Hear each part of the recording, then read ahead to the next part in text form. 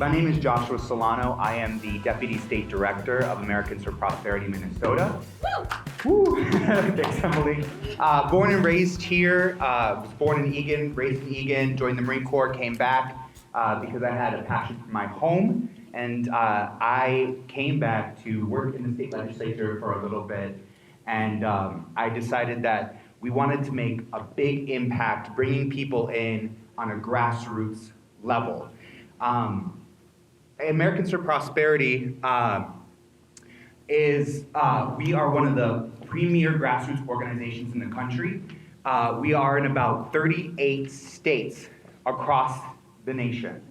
That consists of hundreds and hundreds of full-time employees in each of those states, thousands of volunteers, and hundreds of thousands of digital action takers like yourself who sign up for events and continue to help grow our organization and coming to events like this, being involved civically and keeping yourselves informed. The issues that we care about at Americans for Prosperity, we call them priority initiatives because they are not issues for us. Because issues means that something is just something we're going to complain about and something that we can't fix. So when we call them priority initiatives, that means we're working on it and we're trying to fix those things, like the economy, like healthcare, foundational education, free speech issues, post-secondary education, and energy issues. Our staff members is Jake Coleman, our state director, who is somewhere around here. Myself, Rayanna Lee is our one-woman army under the dome in the Capitol, which she's going to be very busy starting Monday. And then we have two grassroots engagement directors who lead their own grassroots associates who run the ground game for us. We have dozens and dozens of volunteers and door knockers that go door to door bringing to light these issues like One Expensive Minnesota. You met one of them, his name is Amos Wiskowski. He was out there checking some people in. This is why we're here. We are here because this unaligned majority and the governor has been touting one Minnesota. And that's great messaging. I mean, it's really great to say, we're together, we stand together, we are one Minnesota. But what we see here in just 2 years of an unaligned trifecta in the majority is that they have made Minnesota one expensive Minnesota. We've come up with a calculator because we wanted to highlight what they are continuing to take out of your pockets, high in the tax omnibus bills, in the spending bills, in the policy bills that they can give powers to agencies and put shadow fees in and shadow taxes in. And so this is a fun little QR code that we have up. If you can, we also have handouts, which is you can scan that with your phone. It'll bring you to the website. We do not take any of your information. We don't store it. We just want you to see in just 2 years what the majority has done to your pockets and things that they have taken from you. So if you ever get the chance, use the QR code when you get home or go to oneexpensiveminnesota.com and find out what they continue to tax on you.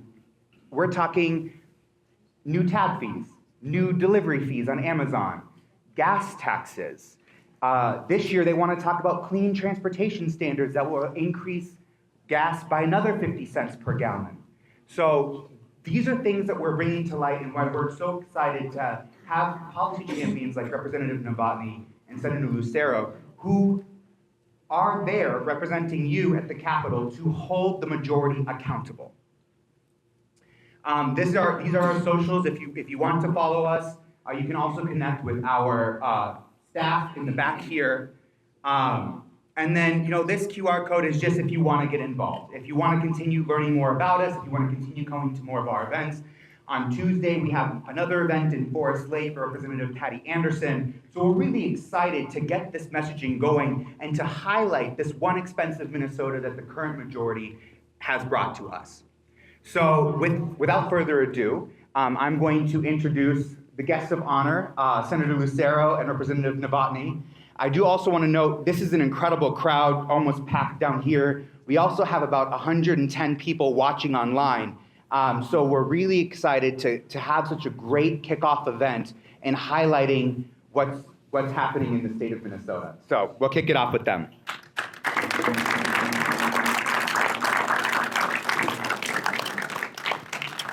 Well, thank you, everybody. Good morning.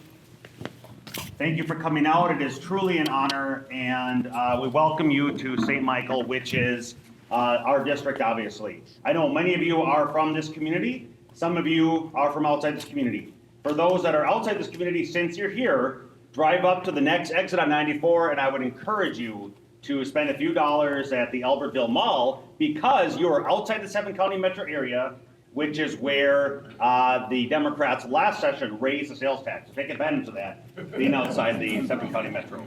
I am Eric Lucero. I am the senator for this area. It is a true honor and privilege to represent, serving, and fighting for the values and priorities of this great community. Last session was indeed very, very bad for Minnesota. Contrary to the promises of one Minnesota, as was explained, it is certainly one expensive Minnesota, and it is a broken Minnesota. It is a broken Minnesota for those that want to work hard, pursue their dreams, pursue their happiness, and then do what they can to leave a legacy to their children. The opportunities that we've had the blessings to enjoy are being robbed from the next generation, whether it be expensive housing. The policies of the progressives that have their trifecta are driving up the cost of housing, whether it's home ownership or whether it is renting. The policies of the trifecta majority are making it crippling expensive to either start a business or to expand a business. And starting a business and expanding the business means what? Jobs. And instead of expanding or starting, business owners are fleeing Minnesota because they have many other states that are more friendly, and they're taking their jobs with them. It is more expensive to shop, as I just mentioned, with the sales tax. Across the board, the gas tax, taxes galore. And on some of these, they index to inflation, so they're on autopilot to be raised in the years to come. Whether it be crime, we see the policies of this trifecta progressive radical majority making it very difficult for people to ensure safety and security when they're going about their daily lives. So again, across the board, not only is it one expensive Minnesota, but it is a broken Minnesota. And what Republicans want to do, what those like myself, Representative Novotny, are fighting to do, is to fix Minnesota for the generations to come. Because clearly what they are passing is not working, and it is increasing the hardship. So with that, I'll turn it over to Representative Novotny. Thank you, Senator Lucero, and I am happy to be here, and I won't repeat the things that he said. I represent the east side of Otsego, which is just across the freeway here, the city of Elk River, now then, and about half of Oak Grove. So I'm the other half of Eric's senator district here.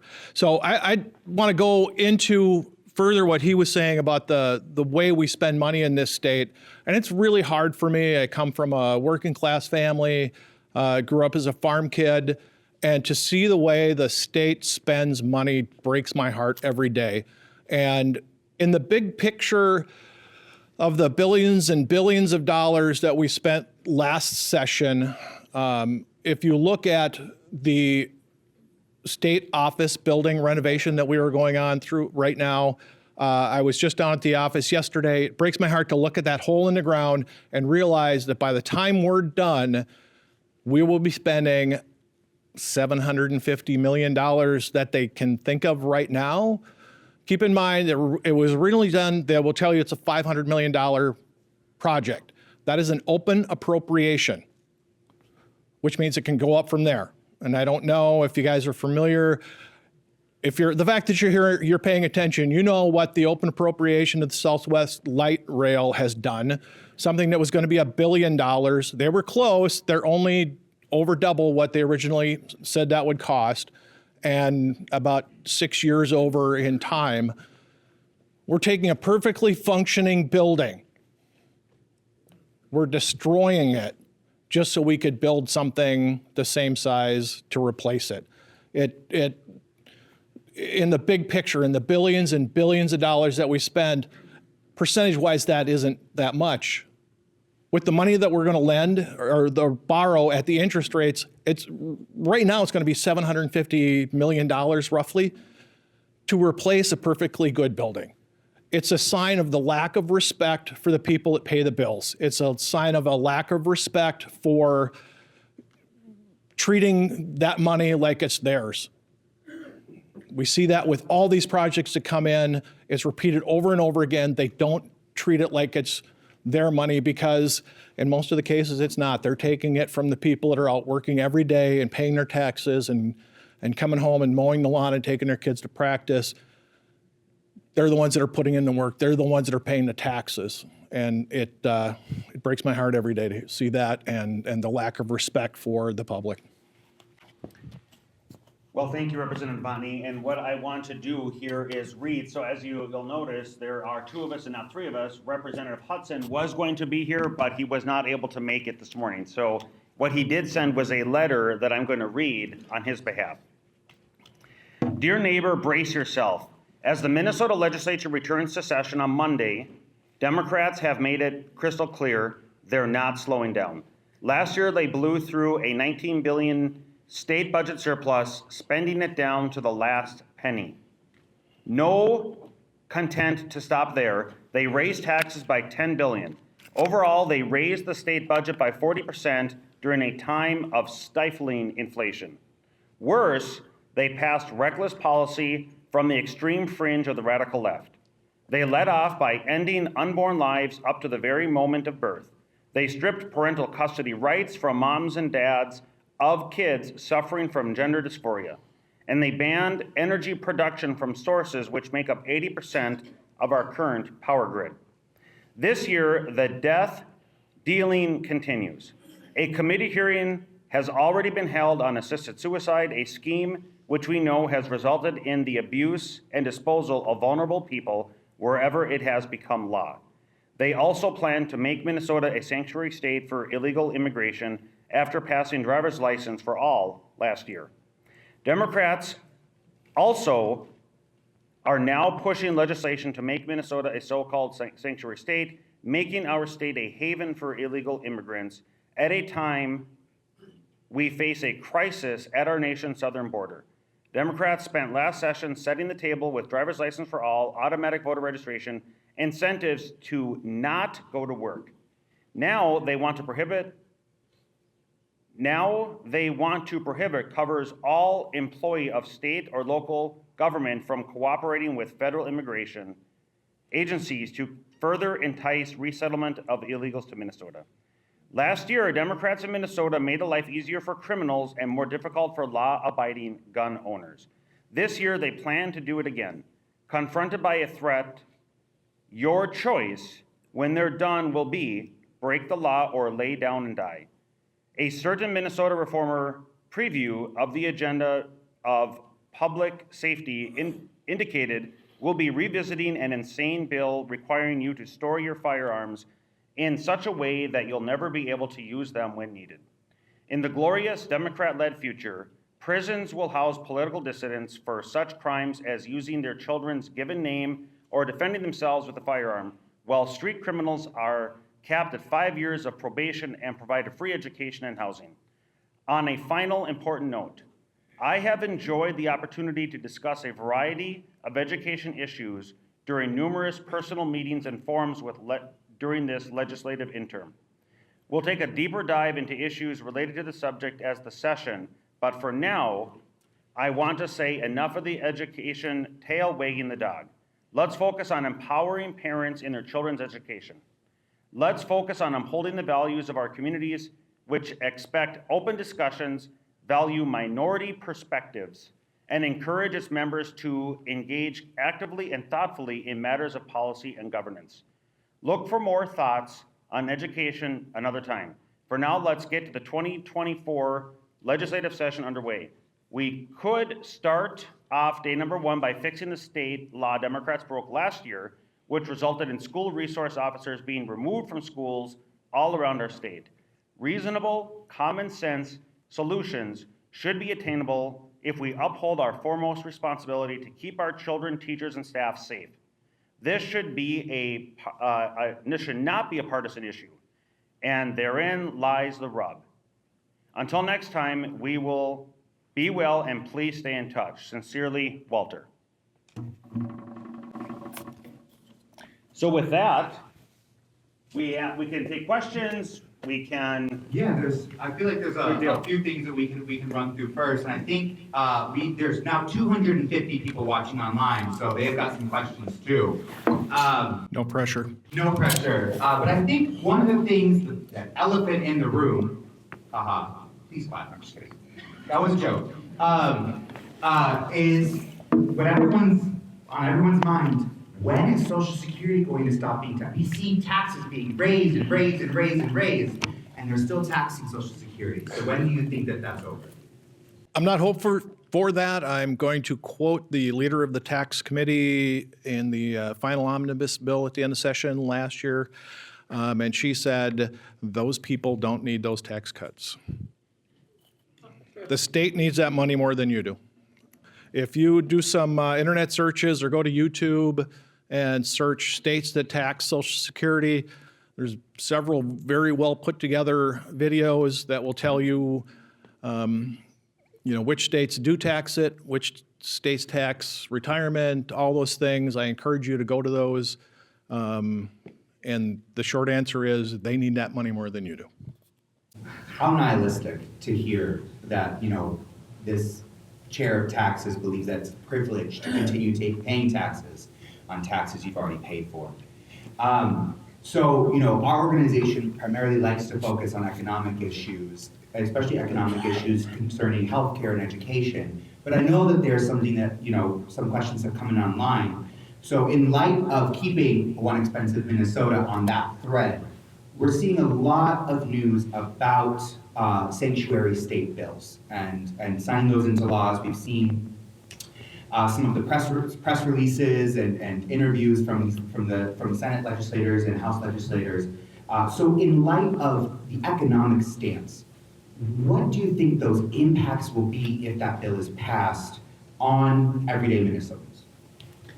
Well, this is just a continuation of the worldview that there is no distinction, the worldview of those that currently have the majority, that there is no distinction between being a citizen and a non-citizen, between being a law-abiding person in society and one who has broken the law.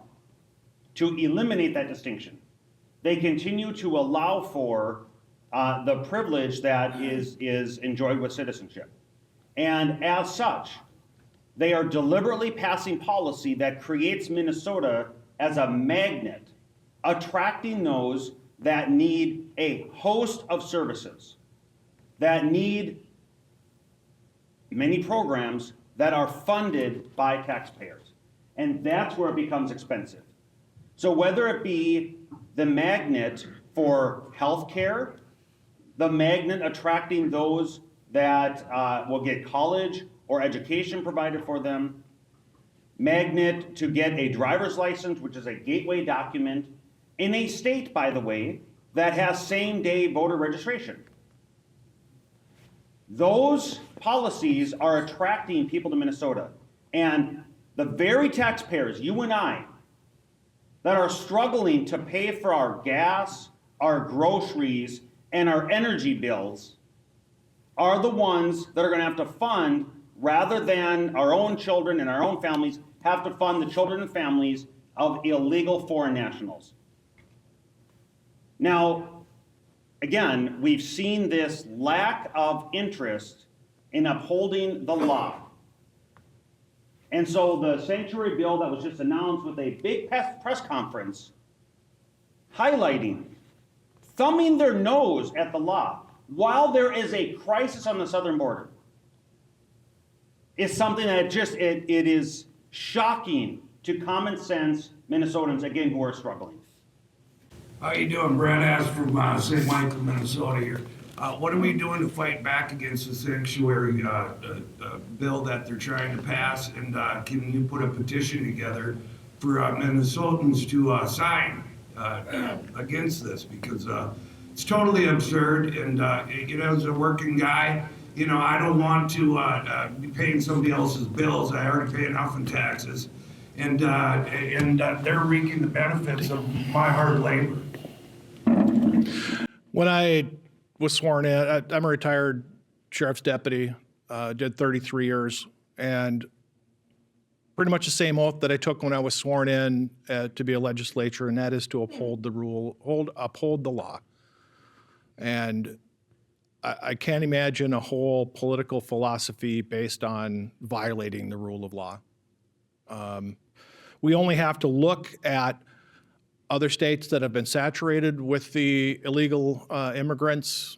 New York, who was very proud of their sanctuary status and now is being flooded, and they are kicking out veterans and old people from places and housing that they have so that they can put illegal. It's breaking the city of New York. If you watch, It's out of hand. it's out of hand. The crime is out of hand. It's lawless. We only need to look at that and think that is our future. It's easy to be in a bubble and think everything that happens in Minnesota originates here. And I'll just give me a second to go back. 6-7 years ago, I was not politically involved. I didn't pay attention to what's going on in other states, what's going on in other countries. And I went to a grassroots leadership academy training that AFP puts on. And that kind of opened up my eyes to see what's going on in other states. And now I know you can see everything that's going on in New York, what's going on in Colorado. Colorado's talking about cutting programs just so they can fund the illegal immigration problem. That's going to happen here. Everything that happens here has happened somewhere else before. It's the exact same language. All the bills that came up in the last session didn't originate here. They were somewhere else and they came here. If you want to go to, if you Google Democratic Nationalist Socialist, go to their platform. I believe it's 18 pages. It's about an 18-page document. And I focus obviously on the public safety portion of it. Page 8 talks about removal of all law enforcement from schools, removal of all law enforcement from hospitals, and remove and block any cooperation between hospitals and law enforcement. Everything that happened in the last session is covered in that Democratic National Socialist platform. I encourage you to go look at that. It's untenable. We can't support it. They just raised state spending by 40% last session. 40% with a $16 or $17 billion surplus. At the time, we did all our normal spending. They raised taxes. They burnt that surplus off. And unless something changes in the economy, we're going to have, and it's not a deficit. We're not in deficit. It's a structural imbalance. Yes. Call it something that it isn't. In order to pass legislation in Minnesota, you need 68 votes in the Minnesota House, 34 votes in the Minnesota Senate, and then obviously one signature from the executive branch, the governor. And that's where the trifecta comes from. They have those votes. So a petition isn't going to do anything. Last session, we saw a number of very controversial issues come up. And there were voices from around Minnesota. Keep in mind, the Senate, Minnesota Senate is 34 to 33. One Senate district was won by the Democrats by 321 or so votes. You can't get any closer to 40, roughly 50 to 50%.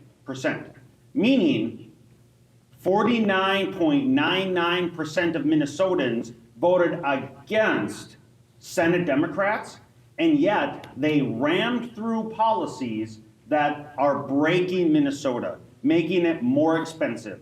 So despite the controversial issues last year, with many Minnesotans coming out, voices were shut down, voices were ignored. So when it comes to this particular issue, and I'll highlight what Rep. Novotny just said. The current trifecta is placing illegal foreign nationals above our seniors, above our veterans, and above all Minnesota families that are struggling.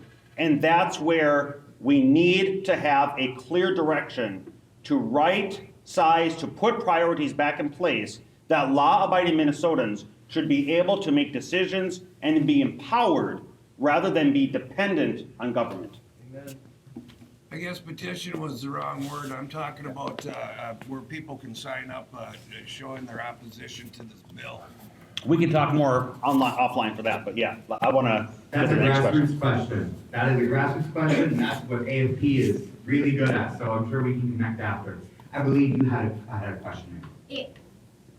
I'm Jessica, and I'm from Elk River, and mine actually was just along those same lines and you know, I am just fed up with hearing about the exact same thing about Minnesota becoming a sanctuary state, and I'm up to my ears. I'm ready to pack up and move.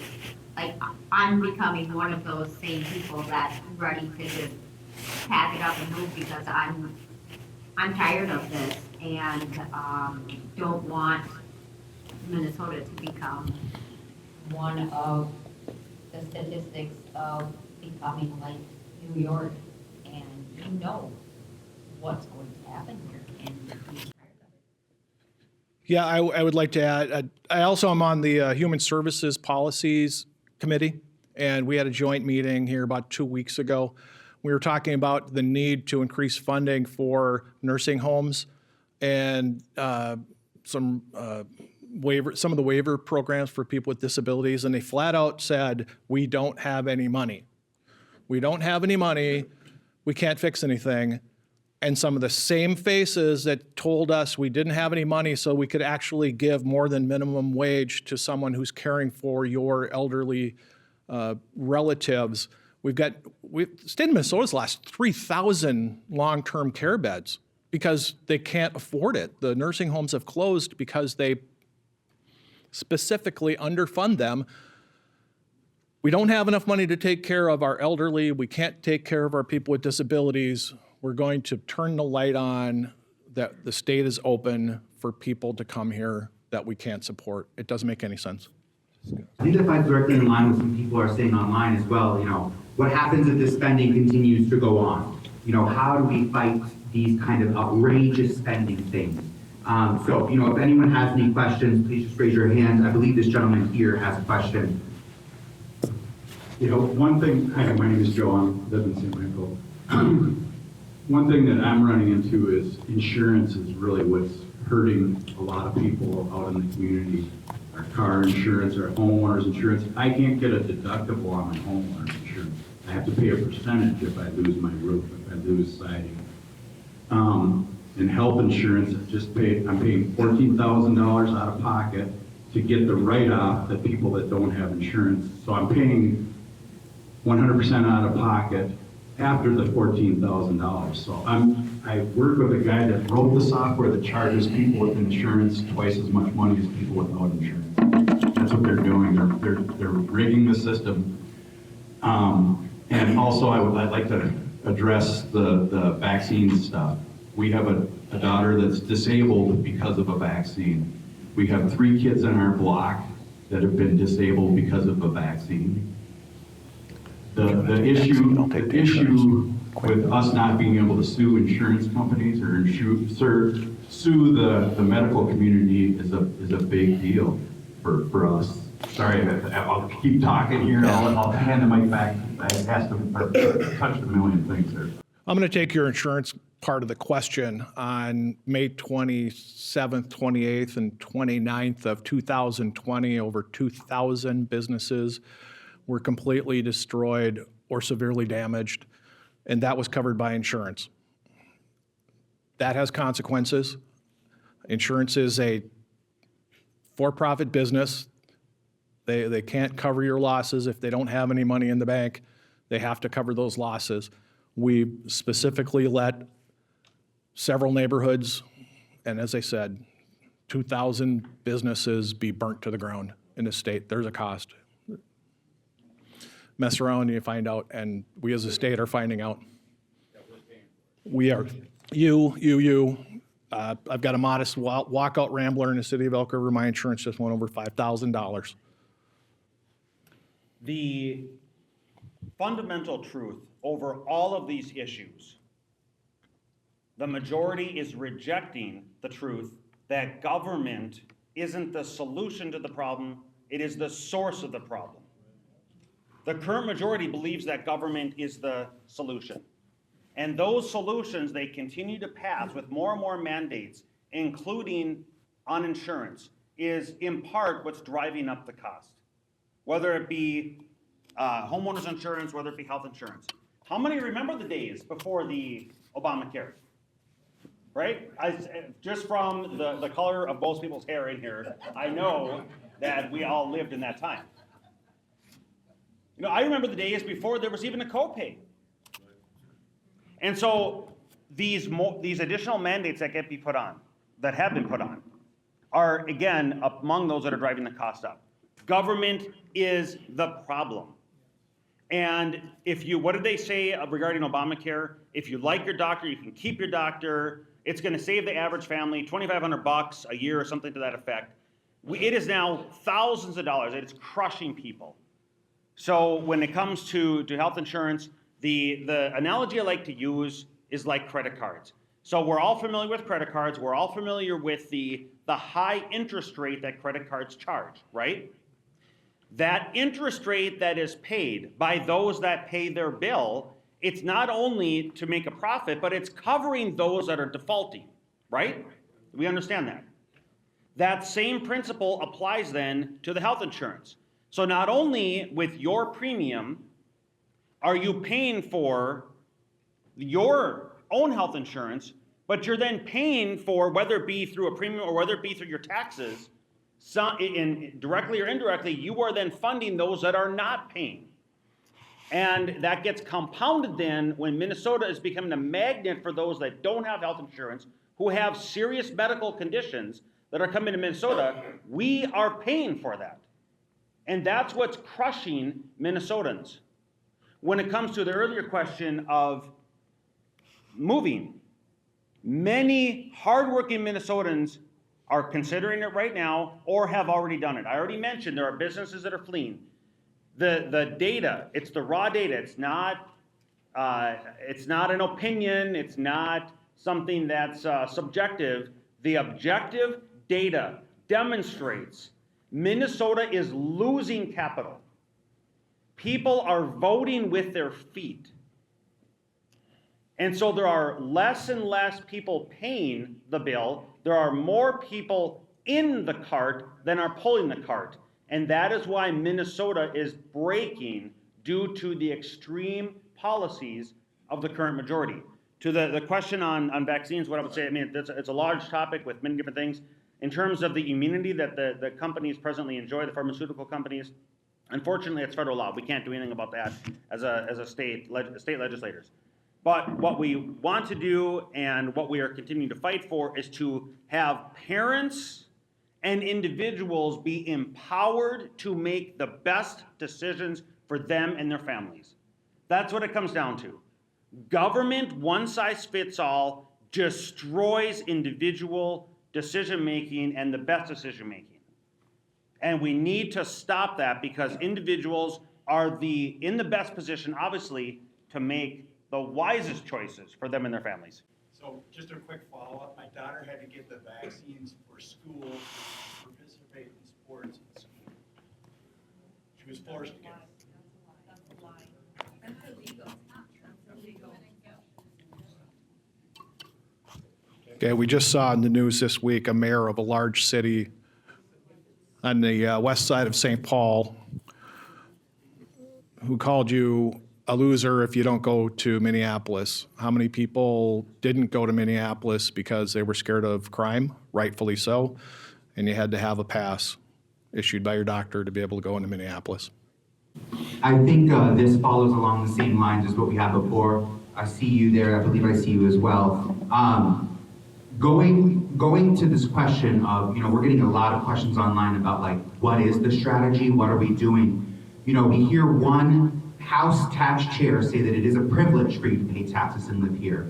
We see another Senate House chair, the Senate House chair, saying that her party has an insatiable appetite to tax Minnesotans.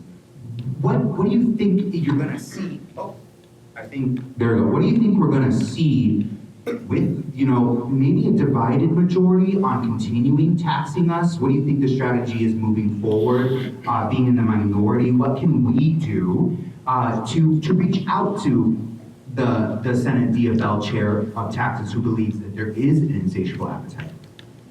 Well, it's having events just like this. And while we don't have the votes, we have our voice. And that's why we're continuing to try to communicate and get the information out. Because media certainly isn't. I am still finding people, when I have events like this, whether I'm meeting with people in other formats, or whether they're emailing me, they're saying, well, we didn't hear anything about the flag. We didn't hear anything about this. We didn't hear anything about that during session. Well, why is that? Because the media is failing to do its job and communicate information to people. Instead, they're driving the agenda by promoting certain amounts of information and withholding others. So how do we fight? We can't fight with our votes right now, but by getting the truth out. The truth will always prevail, right? That is a universal demonstration. The truth will prevail in the end. Unfortunately, getting to the end may require a lot of pain. And that's the unfortunate part. That's the part that doesn't have to be. And so between how do we influence to change the direction for the future, we have to have those conversations.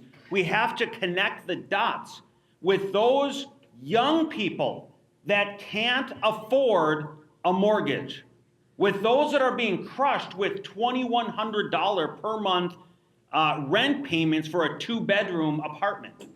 For those where I think the average car payment now is over $1,000, with the cost of everything just exploding. Those conversations that we have with our friends, family, neighbors, and those within our spheres of influence, we need to connect those dots. This happening at the government is resulting in this pain in your life.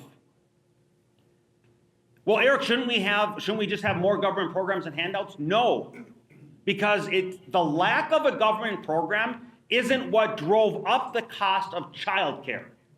And therefore, a government program isn't going to solve it. The lack of a government program isn't what drove up the cost of housing. And therefore, confiscating money from hardworking Minnesotans to dole out in the forms of grants isn't going to solve the housing crisis that we have right now. The solution is to get government out of the way, to empower individuals, to allow them to keep their own hard-earned money so that they can make the best decisions. So in terms of a bipartisanship, that's what we're going to be fighting for when we come into session here. And hopefully there are a handful of reasonable Democrats that recognize you can't keep taxing the same group, because eventually the well runs dry. Hello, my name is Robin. I'm from Rockford, Minnesota. And I guess what I would like to bring forth is, you guys basically have your hands tied down there because the majority in the trifecta. And is there anything that we the people, we can hold those people who are doing this, accountable? Because they're not upholding their oath by doing what they were, put in office to do, which was to benefit we the people. They're not doing what they swore their oath for. So is there anything that we can do, whether it's, holding them accountable with laws, with lawsuits, whatever it takes to say, you gotta stop doing this because this is hurting us. This is not benefiting us. Senator Lucero just addressed that, and the actor Denzel Washington's got the famous quote, "If you don't watch the news, you're uninformed. If you're watching the major news, you're misinformed." What he had just said, you've got to have these conversations. They're not going to get it from watching the local media, the mainstream media. They're not going to get it from reading the local press, Minneapolis Star Tribune. They're not going to get it there. You're going to have those conversations. Have it with the younger people. Explain to them why they're losing so much of their check. Anything we can bring to them directly and say, set it down in front of them in black and white, I mean, in writing. You are not doing it what you're supposed to. If you're referring to the majority right now in the trifecta, no, they're not influenced by facts. We saw that last session. We presented them over and over again with waves of information, facts, and reality. It was ignored. So to answer your question bluntly, and unfortunately, there isn't any amount of factual, objective information that apparently is persuasive. What is driving the trifecta right now is the radical, hardcore members of that caucus. And that's, unfortunately, I don't see any facts that are going to change that. You ever had the dream that you're screaming and no one pays attention to you? That is what it is like every day during session. And I know it's frustrating. You might think that we're not saying anything. I'll give you an example. We had several press conferences last year on public safety issues. We'd have one, maybe two local news outlets show up and get little to no coverage. Just look at the news that just happened last week, where there was arsons caused at a building where there were several conservative agencies having their offices. Accelerant used on 2 floors. And what was the common heading that was used in all of the mainstream media was conservative groups claim suspected arson. Like somebody accidentally dumped accelerant on 2 separate floors, got zero coverage, and they poo-pooed anyone that said maybe this is politically motivated. But if you walk past an abortion clinic with a sign, you can be arrested. This gentleman has been waiting for quite some time, so. Jim Gerard from Novotny. I don't see much hope for you to get any cooperation from the other side of the aisle, because their omnibus bill, they had 100% following. A woman from north central Minnesota had a friend in church who was a representative, who was pro-life, and she voted for it. So obviously they have, I don't know what influence they have over them, but I don't think there's much hope there. Our hope is in this coming election, and we're solid in this area, but we need to get out and knock on doors for other people that we can turn around and get some help for these guys. It's up to us. I mean, I knocked on doors for my daughter and got her elected to school board in Anoka, and it's very important. But I talked to so many seniors coming up to that were heading south for the winter. They were going to vote. They agreed with me. They wanted my daughter in school board, but they weren't going to bother to vote because they were busy making their plans to head south. We have to talk to our friends that are leaving the state, and they need to absentee vote. And we need to help get people elected. And I don't know what else to say. Well said. And that is something that our sister organization, Americans for Prosperity Action, works on. This is a C3, C4 organization, so we are going to keep it away from the elections topics and focus solely on policy. Yes, I believe you're a pastor, correct? I believe you raised your hand.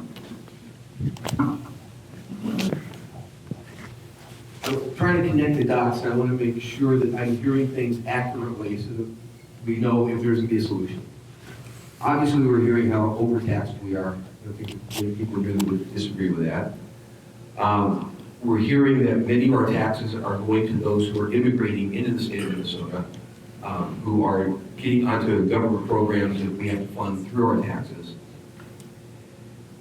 We're also hearing that many of our businesses are leaving the state of Minnesota, taking jobs with them. What we're not hearing is, what the media is reporting is, Minnesota is kind of in the middle when it comes to losing population. Is it because we've got such a high rate of performing businesses leaving, and we have a very high rate of non-contributing immigrants coming into the state, that the population itself isn't changing much, but the vicious circle of fewer taxpayers to pay for more immigrants is the cycle that we've got to break? Is that what we're hearing? I'd have to go back to the exact numbers. From the end of last session, I believe the estimate was we lost $550 million in taxes. And what they did is they tracked people that, I think it was the 21 to 22 numbers. But don't quote me, Sonia. It's one of the, it came up at last session, but it was like $550 million in money that we lost that was filed the next year in other states. And the example I'll give you and how that works out is you filed in Minnesota one year, and the next year the IRS sees you filing as a resident of a different state. Now, they will tell us that that was done because of, the weather's bad. We don't have whatever. In that same time period, and once again, I believe Wisconsin had lost like $50 million. You can't have anything closer than our political climate between Minnesota and Wisconsin. You can't get any place closer in weather than we have with Minnesota. The only thing to explain that massive loss of taxpayers to a different state is people voting with their checkbooks. And we will continue to see that. Look, last year, 3M closed their headquarters. They announced they're relocating over 1,000 management jobs. That's good money, and that's where those numbers really kick in. It's Minnesota Machining and Mining. It's named after Minnesota, and they're pulling out. That only has to happen a couple times, and that just puts that much more of a burden on everybody else. The $500 million is a relatively small percentage of $20 billion or $19 billion that got spent, the surplus that's gone, the increased taxes that's coming, and there's apparently no cycle of productive revenue coming back into the state domain. Yeah, just think of the activity, okay? That $500 million went out. That's $500 million. You're not going to a restaurant. You're not buying a car here. You're not going to Home Depot or whatever it is and having that money stay in the economy and get recirculated. That money's just gone. One-time money gone. Thank you. We have a very patient person up here. I just want to have a little bit of a clarification on the vaccine issue. Some of us up here kind of had an outburst when you were talking, Joe, about the school told you that they were mandatory, and we said that's a lie. We were implying that you were lying. No, I knew what you were Okay, good. Because there are exemptions. Yeah, they pressure you into doing it. Yep, they do, and they're like, oh, it's sometimes- safe. Yep. So now my daughter might be disabled for the Right, rest of her yeah. life. And a lot of times the school does not have proper verbiage in their handouts, in their community ed flyers, whatever you want to call them. But also, this is not just a Democrat issue. Several years ago, I was at a health, I don't know, there's another one coming up this next week, I forget what you call it. It's Health Freedom, yeah, Health Freedom, yep, right. And there was a Republican that would not meet with us. We went to her office. We were not rude, we were not obnoxious. She went in her office, she closed the door, would not meet with us, and her aide or her person would not even let us set up an appointment. Carla Nelson. I'm not afraid to call her names. I don't know if anybody else is, but I'm not. It's Carla Nelson. Then you had Kurt Dock promoting the COVID shot. And yes, I know he's not running anymore, thank the good Lord for that. But you know there's other people that are supposedly on the conservative side, the Republican side, whatever you want to call them, that are behind it and they think vaccines aren't good. So how are you guys going to try and convince them that this is a freedom thing? And I know it's an election year, so everybody's going to say, oh yeah, you know, freedom, freedom, liberty, liberty, blah, blah, blah. But after the election, what happens then? And how can you guys try and convince them that this isn't a good thing?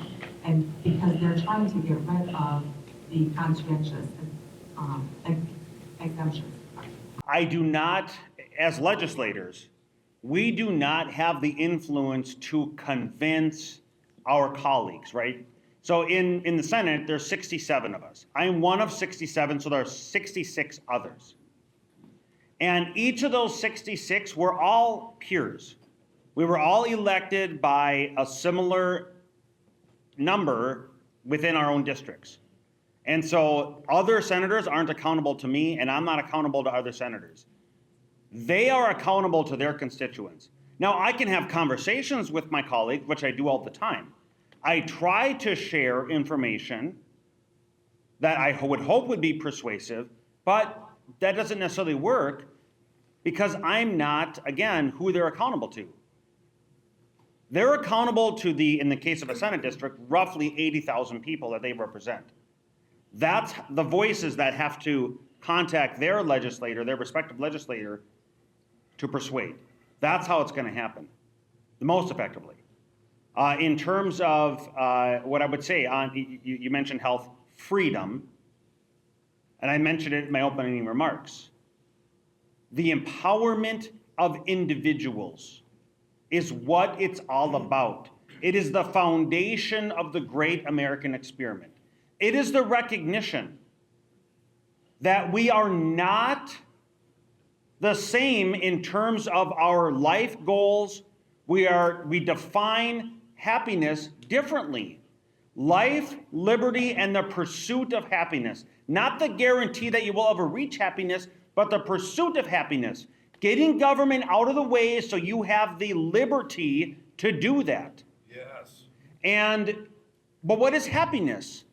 Every single one of us in this room will have a different definition. For some of us, happiness is wealth. For some of us, happiness is within the family. For some of us, happiness is having a big house or other possessions.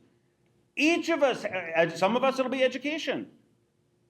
A lifetime of learning and reading books. Some of us, happiness is a cup of lemonade on a hammock next to a lake reading a book. Okay? Yeah, great. And I would agree with that one. But the point is, when you have those in government, elected or unelected, elected being elected officials, unelected being bureaucrats and state agencies, trying to conform everybody to what they determine is happiness, what they determine is the best, is when freedom gets eroded and individual liberty gets undermined. And that's when we lose our republic. And that's what we see happening before our very eyes in Minnesota. Why Minnesota is broken. It doesn't have to be this way. Housing doesn't have to cost this much. Taxes don't have to be this high. We don't need prescriptive mandates from government trying to tell us how we should live. Yes. So whether it be vaccines, whether it be raising our children in education, whether it be choosing where and how to live, government needs to get out of the way so we can pursue happiness as we define it. That's the objective. That's what we're fighting to do. I think that is absolutely wonderful. As an organization, the AFP, we believe in people, right? We believe in people at Americans for Prosperity. We believe in empowering individuals from the bottom up, getting government out of the way, and ensuring those actual, true equality is when that starts when you empower others. We're going to take a few more questions, and then we're going to move on to session. Sir. My name is Richard Klavacek. I'm from Oak Grove, Minnesota. I'm a member of the Nova County Election Integrity Team. We are preparing 2 resolutions for the caucuses on the 27th, and we don't care if it's Republican or Democrat. We want everybody to get those. I can email them out when they're ready on Tuesday. They basically want to eliminate the machines and the electronics in the election and go back to hand counting. I would appreciate any support we could get for that. All right. Concerning elections, please talk to them afterwards. We are not a super PAC. We are a nonprofit. I believe you had a question.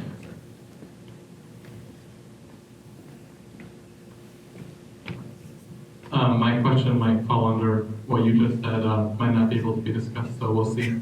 If you could pass the perfect election integrity bill, what would it include? National holiday for voting. Yeah. One day. Everybody's off. I'll try to be this as short as I can. So I do cybersecurity for a living. When it comes to security, when it comes to our banking websites, when it comes to anything that you do in life, you have to first authenticate by logging in with your username password, right? We all understand this principle. Why do we do that? We supply our username, then we supply our password to prove we are who we claim to be. And only after the authentication step is completed successfully, you then get access to perform the action, to view your bank account, to perform a transfer, to make a deposit or a withdrawal, right? You can't do that unless you're authenticated. When it comes to voting,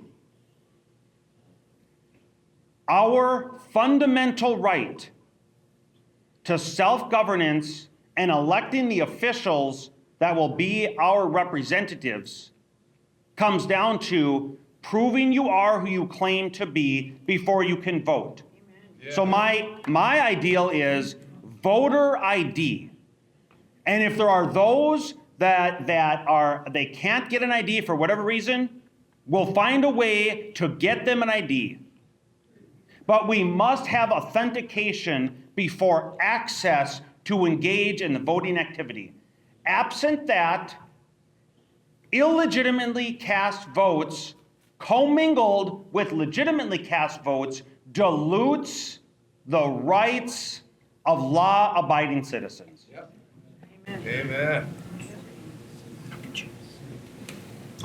Hi, my name is Abby Peterson. I'm the head election judge in a small town called Hanover, and I went for my training. Because Minnesota gives illegals driver's license, we were told day of registration, anyone comes in with a driver's license with an address gets to vote. So I said, how do we prevent illegals from voting in our election? He said, we can't. When they hand us the driver's license, we have to give them a ballot. And then that ballot goes into all the other ballots. So he said, well, after the election, we go through all the same-day registrations. But their vote has already been mingled with the legal votes.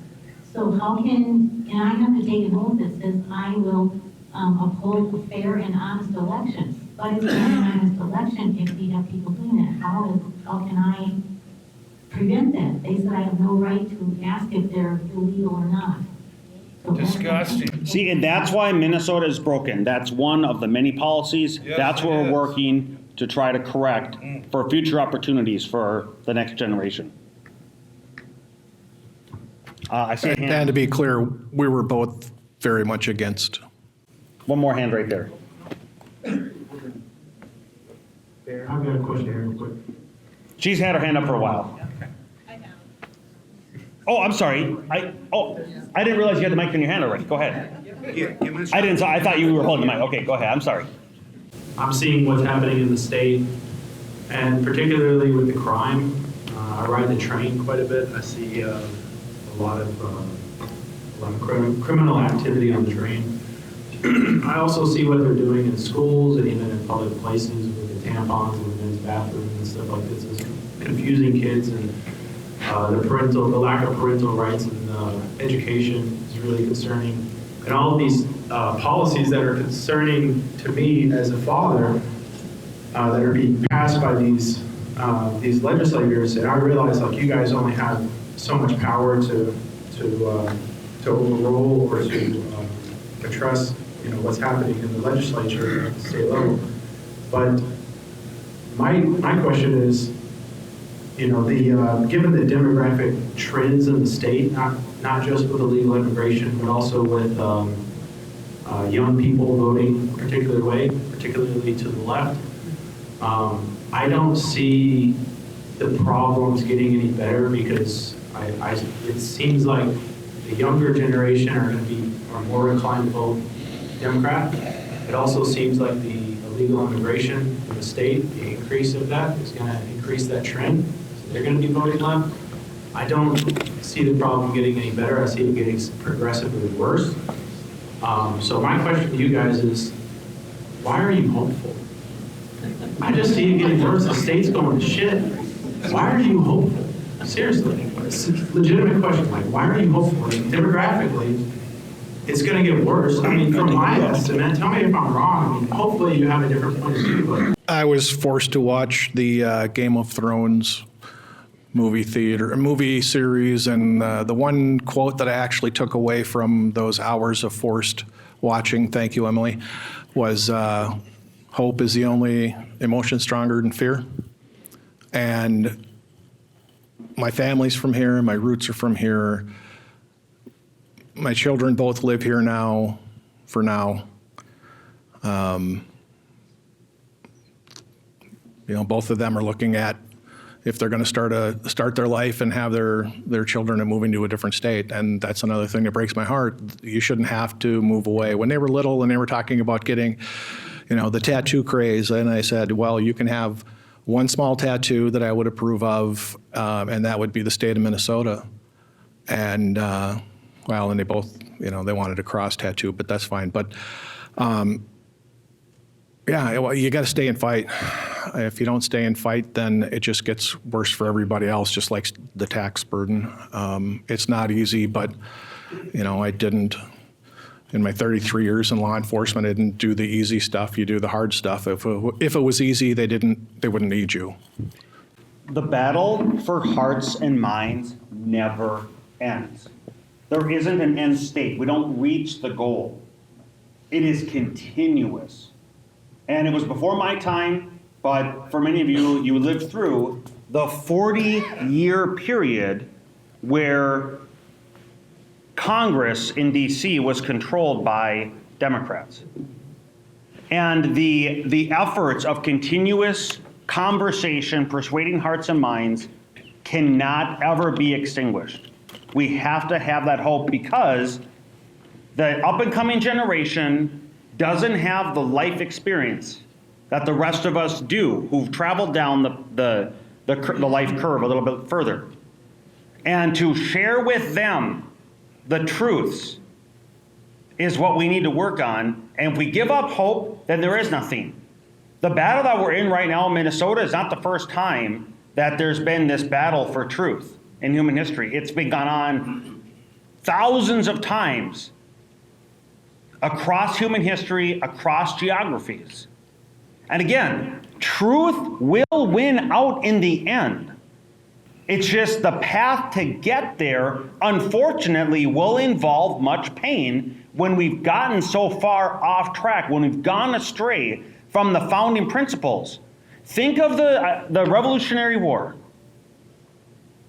right? None of us were there, but I could imagine the struggles, we read about them in the books, the struggles that our founding fathers went through. They clung to the ideal, using their life experience and wisdom to craft a nation founded on principles of individual liberty and God-given rights.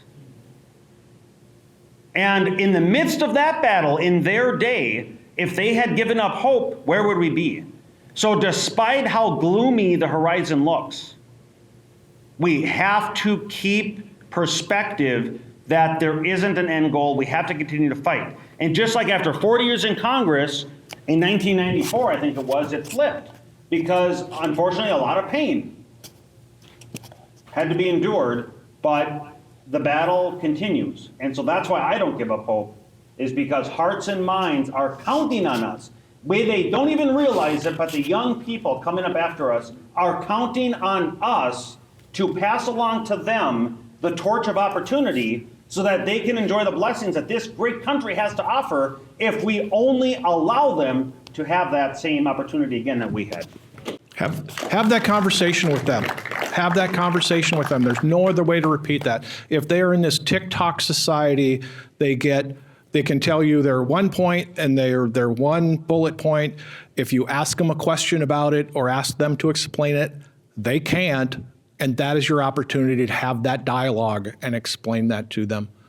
You guys need to challenge the governor and your colleagues in She's had her hand up forever. mass transit. Last question. Mass transit, have them ride the train without security. Without security, That's an yeah. important point. I'm super nervous, forgive me, and I don't want to be a person that's like, okay, everything's wrong and everyone's bad, but sometimes I come across that way, so if I do, I apologize in advance. But I'd kind of like to just make a point and piggyback off the point that was made about law enforcement, because I feel like every issue that's been mentioned today could relate to policies being created that go against our Constitution. And I'm not currently an expert in the Constitution, law, policy, or political process, but immigration, that's got to be against the law. Becoming a sanctuary state has got to be against the law. The things happening in our schools, it's got to be against the law. So I think what we want is not more policies. We want our lawmakers and the people that we elect to uphold the law and fight against things that eroded election. Against the law. There are laws being broken all over the place, and nobody is fighting that, and that's depressing. Well, I would agree with you, except for the part that nobody's fighting. You're here, we're here, we will be fighting, we'll keep that up. We're in a battle. It's a So, battle. again, I'll just keep in mind, the media doesn't communicate our efforts. And just because you're not hearing about it, don't conclude that we're not fighting. We're fighting hard, they just don't cover it. Under our system of government, I know that this group is well aware, we have a division of power. We have the judicial branch, the executive branch, and the legislative branch. The two of us up here, we're members of the legislative branch. We do not have any legal authority to enforce. We make policy. We don't enforce policy. That's the executive branch. That's the governor and the attorney general. And so they are tasked with, they're charged with enforcing the law. When they don't enforce the law, they need to be held accountable by being replaced. Yes, they do. But it's a difficult effort when the media, those that are tasked with getting information out, neglect their responsibility. So that's why you're here this morning, that's why we're here, and that's why great organizations like Americans for Prosperity host these events, these town halls across the state to get the information out. Because again, Minnesota is expensive and it's self-inflicted. Minnesota is broken and it's self-inflicted. Yeah. We need to fix Minnesota, put us on the right track, again, so we can pursue happiness and self-determine the outcomes of our own life rather than Governor Walz, any bureaucrats making the decisions for us. What a great way. I think the last couple of questions have been amazing. We were here because we were talking about how Minnesota is becoming one expensive Minnesota.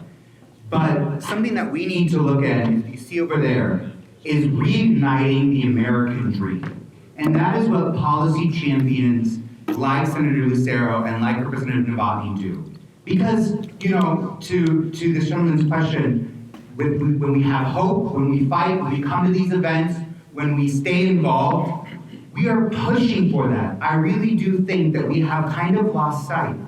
We need to reignite the American dream. We need to define the American dream for ourselves and share those sentiments with our friends and our neighbors. So I want to kind of take the next maybe 15 minutes before we have to tear down and everything. And I'm sure everyone's wondering, session starts on Monday. We have seen with a 1-seat majority in the Senate and a 6-seat majority in the House that they can run like elephants through a field, flattening everything in their path. So I'm sure everyone's wondering, we have 300 people online now, which is amazing. What are some of the fiscal impacts that you see that's going to happen? We saw them, they spent $17 billion, they raised taxes by $10 billion, they touted the largest tax cut in history, but then times that taxes by 10 on us. So what do you anticipate this session? I believe, so last session, obviously they passed many things. One of the things they passed was to continue to crush us with these mandates that are impacting our energy production. Carbon-free by 2040. Every product and service that we consume, many of you have drink tickets. You either have a glass of soda in your hand, a glass of water, this water right here, this mobile phone, this microphone I'm holding. Energy went into producing it. Energy went into getting us here. And the policies that they're passing are driving up the cost of energy in all its forms. And when the cost of energy increases, the cost of production of every good and service increases. And so you just maybe saw the headline, I think it was this week, a couple days ago, where Xcel Energy is making a request or a petition to the Public Utilities Commission, PUC, to make it variable rates. So right now, the current law is the rate is the same regardless of when you use the electricity, the rate that they charge. They want to change it so they can charge, I think it was, the article I read was 8 times the cost. In between the hours, it was something like 4 p.m. to 10 p.m., something like that. When most of us are after work, at home, making dinner, trying to have air conditioning or heating, etc. They want to make it 8 times more expensive. And then the cheapest time of the day, midnight to 6 a.m. Okay, so what do I see for this year? Now that's a public utilities. I don't know what they're going to do on that front, but on that particular issue, variable rates.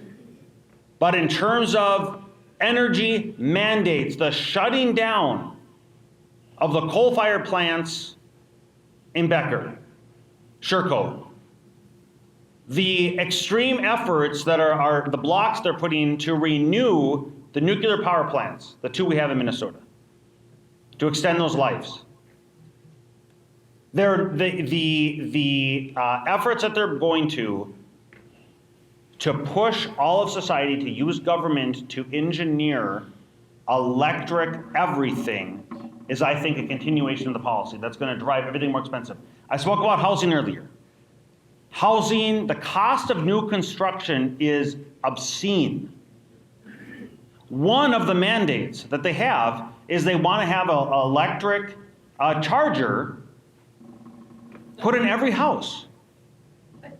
Okay, I don't know what an electric charger costs, but I suspect it's no less than $5,000. You add that $5,000 mandate to all the other mandates and it continues to push the cost up. Now someone might say, well, Eric, that's only $5,000. Well, the reality is on a 30-year mortgage, if you have a 6% interest, can you get a 6% interest right now, by the way? No, you can't. Not right now, you can't. But if you had a 6% interest, every $1,000 is $6 of interest costs per month. So what is that per year? $72 for every $1,000. So if it costs $5,000, take 72 times 5, that's your annual cost now. So it's not just the initial cost, it's the cost that you're gonna pay over the life of the loan, which it'll be 3 times that. It'll be about $15,000 in just interest. So you stack that on top of every other mandate they continue to push, driving housing more expensive, driving all these areas of our life more expensive. So in terms of specific policy, energy, I think is gonna be a big one. They continue to push that. By the way, I sit on the energy committee and I'm on the housing committee. So these are 2 issues that I'm continuing to obviously monitor. Well, you say you got to laugh sometimes to keep from crying, because it just occurred to me as I'm standing up here, and I'll have a question for you, Senator. We're going to have cheap energy at night. Last session, we passed marijuana for all bill, and everyone can have up to 10 grow lights in their house. Now, I hope most of you are not familiar with the marijuana grow operation, but I will tell you that it takes a ton of electricity. When I was on the sheriff's department and worked on the task force, that is how we usually found them, is because they wouldn't pay their electricity bill and they would steal power, and the electric companies would call us to tell us, hey, we're losing a boatload of power. It's this house. Now, we're shutting down electric plants, reliable base load, we're shutting that down, while we're vastly increasing the requirements if we do charging in every house with electric cars. And anyone that's familiar with the electrical grid, there is no way this state and this grid can support even a small fraction of electric cars. And everyone can have 10 grow lights in their house, in their basement. Is there any way that that's sustainable? It's not sustainable, but get ready for blackouts and brownouts. That's what's going to happen. Another policy I think that they are going to continue to push, we see the emptying of office buildings. In fact, so Representative Novotny just referenced here this morning that I think it was yesterday or 2 days ago, the mayor of Minneapolis, he made a joke that if you work from home, you're a loser. Why is that happening? Why are people not wanting, I just saw another data point that among the metro areas across the country that are when you analyze post-COVID recovery to pre-COVID levels, Minneapolis is near the bottom, among the worst in recovery. Why is that? It's because of policy. It's crime. People are concerned. I heard somebody here was mentioning the light rail. I just had a conversation yesterday. As a matter of fact, one of my work colleagues, my private sector job colleagues, explained to me that he is fearful to go on the Green Line. Me too. Fearful. Me too. He said that he and his wife, one instance, they had, there was a 3 people, and I'm gonna get on the details, but they were texting and then 2 big people stood behind him and his wife as they were riding. They had to get off that and bolt so they weren't mugged. Okay, people don't want to go downtown because of their safety and security concerns. And that is creating these vacant buildings. Now, what does that do? Commercial and industrial property is taxed at higher levels than residential. So when you have, and commercial industrial buildings, they're valued based on the amount of rent that they can command. So if you have less vacancy, you have more vacancy, less tenants in a building, if the building is more empty, the value goes down, right? And if the value goes down, the amount of property tax they pay goes down, right? So if the government, local unit of government or state government is spending at the same level, but the commercial industrial buildings are paying less in property tax, where does that property tax burden go? To the residential properties. And so I think another policy they might explore is, what do they do with these vacant buildings? Do they convert them to high-density housing? Maybe. So there might be some grants in that regard. But then, again, they're just treating symptoms, not the root cause. If you have a gaping wound, or I'll use another analogy, if you feel body aches and you're sniffling and sneezing and you have a fever, do you put a Band-Aid over your mouth? No, you don't. You are exhibiting symptoms of something bad.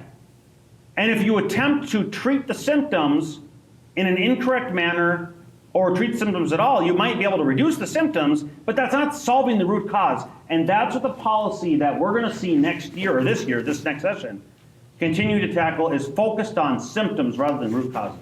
I think that's amazing, and I think you're absolutely correct. What we are seeing right now, you know, your colleagues dropped the Clean Transportation Standard bill earlier this week. You know, can anyone in this room or online buy a Tesla tomorrow? Can you put panels on your home? Can you put a $5,000 charger in your home? Because that's what we're headed to. We're headed to making combustible engines gone by 2040, 2050. And they're working towards that. So I'm glad that you bring those up, and I'm glad that, you know, we continue to inform. The last thing that I want to cover is I want to cover, you know, what will you guys be doing this session? You know, maybe what's a caucus priority, but what's something that you specifically want to work on, whether it's for the district or your constituency, or if you know that there's something in our broken system, as you mentioned, that can help us reignite the American dream. So, you know, individually, what do you guys think that your priorities are? Well, something I've already talked to the senator about and been working on. I'm getting the exact language drawn up. It's been a fight. They always want to make it too complicated, but we've got 4 pillars for property tax reform. Want to cap, like Florida and Texas does, how much they can just arbitrarily raise your property valuation, and have that as something, so we're not pricing old people out of their homes when they get on fixed income.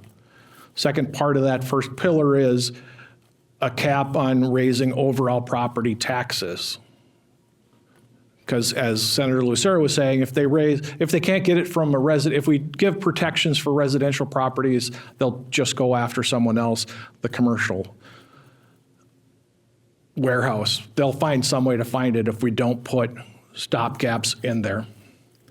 The second thing is, and important for that is, you shouldn't be exposed to your property taxes going up if you do maintenance. A grandma living in her house on a fixed income shouldn't have to worry about, can I fix the roof and can I make my house handicap accessible, if that's going to open me up to a property reevaluation. We talked a lot about the codes changes that must be made in the state. Depending on who you talk to, 20 to 25% extra cost in the state of Minnesota for a new house, just based on our codes and the way they do SAC and WAC fees and all the assessments and inspections. Want to put a cap, right now, if you go over the limit for property valuation, you lose your homestead deduction. We want to give everyone that basic homestead deduction, and we want to raise the tiers, the 2-tier system in the way they do property taxes.